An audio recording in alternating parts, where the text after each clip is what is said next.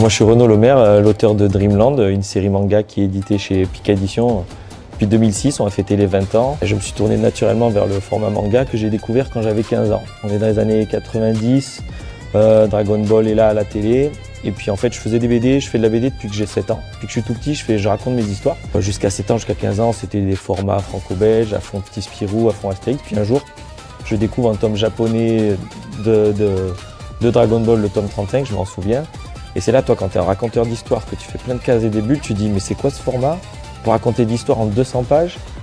Et là, du coup, ça a matrixé mon cerveau et ma façon de raconter, parce que quand tu as un horizon de pages, tu peux prendre le temps de raconter les émotions des personnages. Et voilà, depuis que j'ai découvert le format manga, je me suis exprimé en manga. Et c'est un peu la boucle qui est bouclée, parce que mon graphisme était japonais sans le savoir.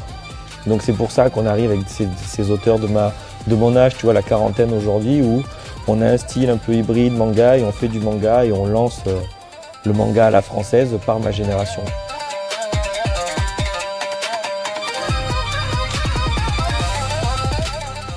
Pourquoi la France est le deuxième pays consommateur de manga au monde après le Japon? Alors quand tu vois en termes de population, on n'a pas à être devant les États-Unis par exemple, et pourtant si. C'est parce que c'est justement, en fait, le manga c'est assez universel dans son format et dans ce que ça raconte. Les personnages font que tu peux rêver, tu t'identifies vachement plus à un Sangoku que tu vas découvrir petit à 12 ans. Et à la fin de la série, il est grand-père, tu vois, donc tu l'as vu évoluer. Un Astérix, qu'il ne faut pas comparer, parce qu'Astérix c'est une dinguerie aussi, mais la franco-belge, quand tu es petit, justement, les persos sont intemporels, ils grandissent pas. Donc quand tu es à 15-16 ans, donc c'est vraiment souvent d'abord le phénomène manga a pris chez les jeunes de mon âge, de 15-16 ans, quand d'un coup tu sens que tu as une identification au personnage, que le personnage il évolue de tome en tome, que le personnage se rappelle avoir affronté un adversaire avant, enfin il y a une vraie historique, pas comme à chaque tome franco-belge où c'est des one-shots un peu, c'est une début d'aventure dans le volume. Ben, forcément tu t'attaches, et qu'est-ce qui fait qu'aujourd'hui nous on est culturellement imprégnés par le Japon? Je pense qu'en fait c'est parce que justement, tu vois ce que je disais, on est en avance. On a découvert grâce au Club Do les animés et les mangas japonais. Donc je pense que la France est le numéro 2 parce qu'on avait de l'avance. On a eu des dessins animés que le monde a découvert, soit les États-Unis, les Italiens, l'Allemagne, ont eu 5-10 ans après nous. Donc on garde cette avance en fait.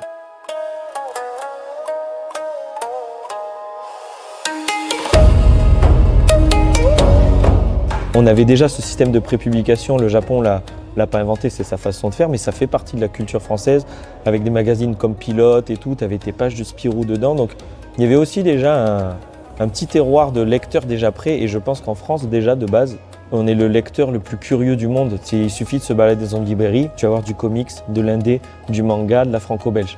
Tu vas au manga, tu vas au Japon, il n'y a que des mangas dans la librairie. Tu vas aux États-Unis, il y a que des comics.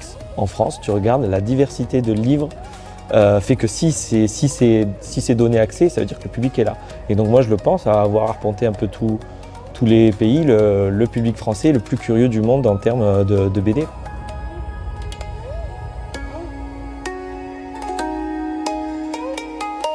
Donc Dreamland se passe en France, et que ce soit vraiment le manga français par excellence, on pourrait croire qu'il y ait culturellement une envie de montrer ce que représente notre société.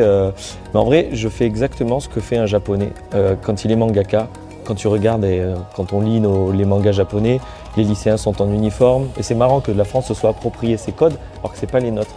Mais les mangakas, quand ils racontent leurs histoires, et que ça se passe souvent dans la réalité, on dessine Tokyo, ils dessinent les lieux, ils dessinent les lycéens de leur pays. Mais moi, en fait, c'est parce que l'histoire de Dreamland fait que quand on suit Terrence et que je suis parti sur ce principe que, ok, la nuit, il rêve, ça me permet de faire des trucs fantastiques, mais parce que Terrence, parce que c'est un lycéen que j'ai choisi de raconter ce que peut vivre un petit de 17 ans, où justement tu es en terminale, c'est pas anodin de choisir en terminale et pas en seconde, et pas en étudiant, c'est là, tu es en train de te construire, tu es entre l'adulte et l'ado.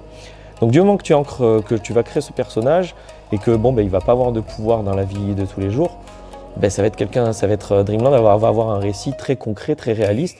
eh ben, qu'est-ce que je connais le mieux? C'est ce que j'ai vécu, c'est ce que j'ai sous les yeux. Donc évidemment que ça se passe en France parce que Terrence est lycéen, tu vois, c'est pour que justement le public s'identifie. Je raconte les trucs vrais. Il n'y a pas une vraie volonté de mettre la France en avant. C'est le scénario qui fait que racontons un lycéen normal, je suis un auteur français qui se sert du média et du format manga. Mais en vrai, quand on y pense, c'est la même démarche d'un auteur au Japon qui va raconter l'histoire du lycéen en costume, avec leur code, justement leur rapport qu'ils ont aux filles, c'est pas le même. Et moi, dans Dreamland, on pourrait se dire, Dreamland fait effet d'ovni dans le paysage manga, puisque des titres traduits, mais en vrai, le lecteur se dit, les héros, enfin, ils sortent avec des filles, ils font les soirées, tu fais, non, c'est pas moi qui cherche à faire différemment des Japonais, c'est ce qu'on vit tous les jours, en fait. Donc voilà, il n'y a pas plus réaliste, plutôt que français, cherche à dépeindre une réalité qui soit un peu, qui touche le maximum de gens. Il se trouve que voilà, c'est un Français qui écrit un manga en France. Ça se passe à Montpellier parce que c'était plus facile pour les décors. J'aurais très bien pu le faire à Paris, tu vois. Dreamland n'est pas un manga montpelliérain. C'est juste que quand tu es en train de dessiner, j'aurais pu me servir des images en disant qu'il aurait pu être à Lyon, que ça aurait été la même histoire, le même impact.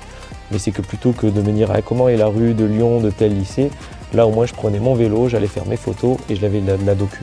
Donc tout est question de simplicité.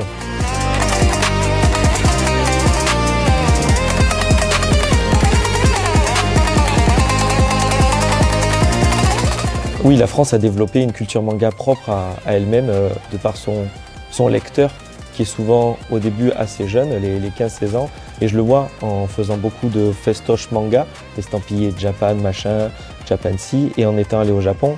La France s'est appropriée une culture et l'a fantasmée via ses yeux de Français, parce que les ados qui imaginent le Japon ont rarement eu l'occasion d'y aller, en fait. Ils y vont des années après, quand ils ont les moyens. C'est souvent le rêve de ouf, de dire je me fais un voyage au Japon. Et donc on a cette appropriation culturelle fantasmée et un peu customisée pour le public français, parce qu'on voit que on ne traduit pas de tout ce qui se passe au Japon, c'est pas du tout la même culture. C'est pas la même culture de la lecture déjà aussi au Japon.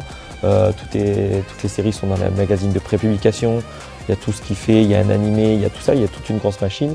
Le manga français, comme on l'appelle, tu vas interviewer plein d'auteurs, on va tous avoir une démarche différente. Il n'y a pas une sorte de moule qui dit « Ah tiens, ça c'est un manga français ».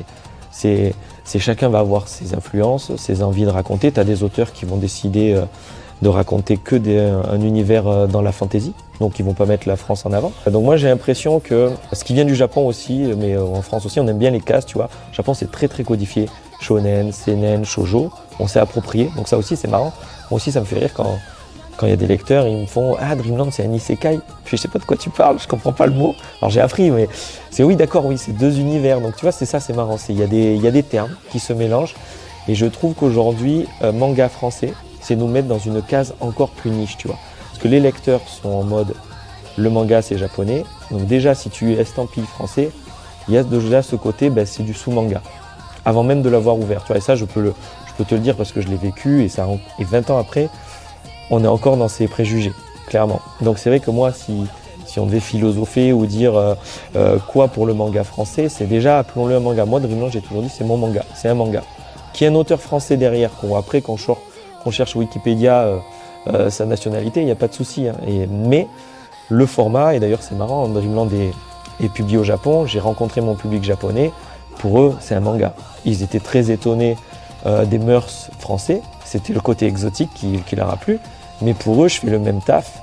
Quand je parle avec des mangakas, j'ai eu l'occasion, après mes nombreux voyages, de rencontrer pas mal de mangakas. C'est vrai que mon quotidien va plus ressembler à celui d'Hiro Mashima que d'un pote que je côtoie, les auteurs de franco-belge que je côtoie en festoche, qu'on est vraiment un pays de festival.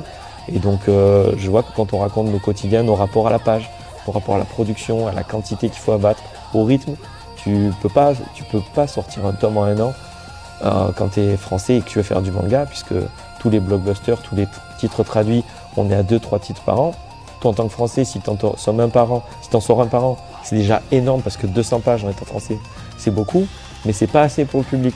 Soyons manga et laissons le public choisir quel perso ils aiment, parce qu'en fait, on aime une œuvre parce qu'on aime les personnages, en fait. Et c'est vrai que les Japonais ont ce don enfin ce savoir-faire de storytelling et de rendre des personnages dans n'importe quel thème. Ils vont te faire un manga sur le pain, un manga sur le vin, c'est trop bien. Donc il y a ce côté feuilletonnant qui fait que c'est bien. Tu as des Français qui, comme je te dis, les ptios, qui ont 15-16 ans, ils parlent un peu japonais, ils connaissent des termes, ils savent les rituels et les traditions des saisons grâce au manga. Et c'est parce que ce média-là, qui est le manga, c'est-à-dire on est dans des bouquins de 200 pages à 7 €, donc ça veut dire que ça parle de suite à un ptio qui a 14 ans. Il peut se l'acheter en argent de poche. Je serais très curieux de dire là, ceux qui sont biberonnés au manga, comment ils vont devenir les adultes qu'ils vont être, qu'est-ce qu'ils vont entreprendre dans leur vie et à quel point le manga aura touché. Mais on peut commencer déjà à le voir avec les artistes en musique, avec la mode, avec les restaurations. Tout est en train de se mélanger, de se mixifier entre le Japon et la France. Et il y a un peu cet amour aussi pour être au Japon. Je sais que les Français ont vraiment une bonne réputation. Donc c'est déjà en cours depuis un petit moment. Ouais.